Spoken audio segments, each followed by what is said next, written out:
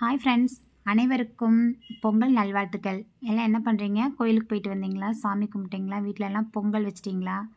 Okay, இன்றைக்கி நம்ம சேரீயில் falls எப்படி தைக்கிறதுன்னு பார்க்கலாம்.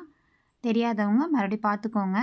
எப்படி ஸ்டிச் பண்ணுறங்கிறத நான் அடிக்கடி உங்களுக்கு வீடியோ போட்டிருக்கேன். உங்களுக்கு டவுட் இருந்தால் அதுலேயும் பாருங்கள். இன்றைக்கி நான் வீடியோ போட்டது ஃபால்ஸ் எப்படி தைக்கிறதுன்னு போட்டிருக்கேன்.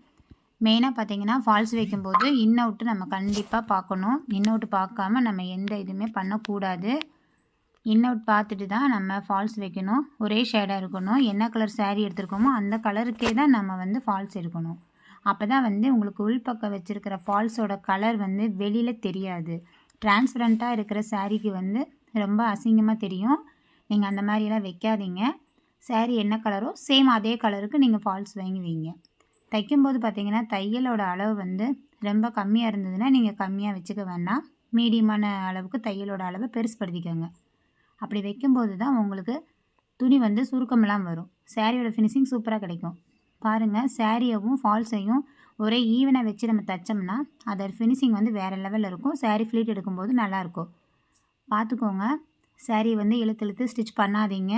அதே மாதிரி சேரீ மேல் பகுதியில் வச்சு தைச்சிடாதீங்க. ஃபால்ஸ் வைக்கும்போது எப்படின்னா நம்ம சேரீ உள்பக்கம் வச்சு நம்ம சொருகிற பக்கத்துலேருந்து 4 இன்ச்சு கீழ்ப்பகுதியில், அதாவது ஓர் அடிக்கிற சைடில் 4 இன்ச்சு தள்ளி அதில் தான் ஃபோல்ட் பண்ணி நீங்கள் ஸ்டிச் பண்ணணும். முந்தி பக்கம் வச்சிடக்கூடாது. ஒரு தடவைக்கு 2 தடவை நல்லா பார்த்து நிதானமாக ஃபால்ஸ் வைங்க. அதே மாதிரி ஃபால்ஸ் வைக்கும்போது ஃபஸ்ட்டு ஸ்டார்டிங்லேயே ஃபோல்ட் பண்ணிக்கோங்க. அப்போ ஒரு 1/4 இன்ச்சு உள்ளே வச்சு மடித்து அடிச்சிட்டிங்கன்னா உங்களுக்கு அந்த பிசுறு தெரியாது. ஃபினிஷிங்லேயும் அதே மாதிரி பண்ணுங்கள். ஃபினிஷிங்லேயும் அதே மாதிரி பண்ணி நீங்கள் ஸ்டிச் பண்ணும்போது உங்களுக்கு அந்த பிசுறு தெரியாது. அடிக்கும்போது கடைசியாக முடிக்கும்போது பார்த்தீங்கன்னா உங்களுக்கு துணி அப்படியே மேடு பள்ள மாதிரி வந்திருக்கான்னு பார்த்துக்கோங்க. பார்த்துட்டு அதோட முந்தி பகுதி சைட்லேருந்து நம்ம திருப்பும்போது ஊசியை நல்லா மிஷினில் அந்த துணியில் இறக்கி அதுக்கப்புறம் திருப்புங்க. திருப்பினீங்கன்னா உங்களுக்கு அது நல்லாயிருக்கும். ஃபால்ஸை பொறுத்தளவு வைக்கிறது ரொம்ப ரொம்ப ஈஸி. நல்லா புரிஞ்சுக்கிட்டிங்கன்னா தைக்கிறது ரொம்ப ஈஸியாக இருக்கும். ஃபால்ஸ் வைக்கிறது பெரிய விஷயம்லாம் கிடையாது. இந்த ஃபால்ஸ் ஹெம்மிங் மூலமாகவும் பண்ணுவாங்க. பட் பண்ணலாம்.